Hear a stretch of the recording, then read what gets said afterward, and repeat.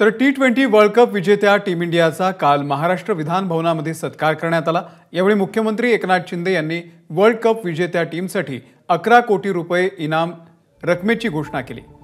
यावरून आता राजकारण रंगायला सुरुवात झालेली आहे। विरोधी पक्षांनी मुख्यमंत्री एकनाथ शिंदे यांच्या या निर्णयावरती टीका केली आहे।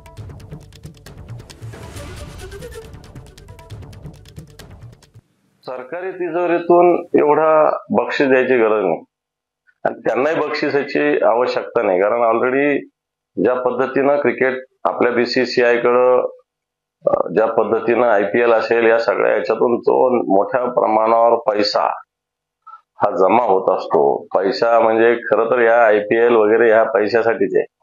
असं असताना अशा याच्यातून सुद्धा मोठं मानधन मिळत असतं क्रिकेटपटूंना।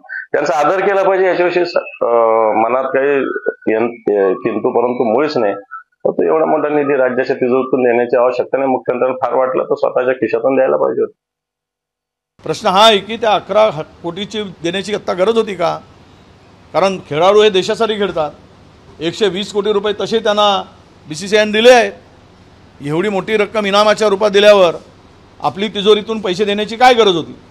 पण आता स्वतःची पाठ थोपटून घ्यायची।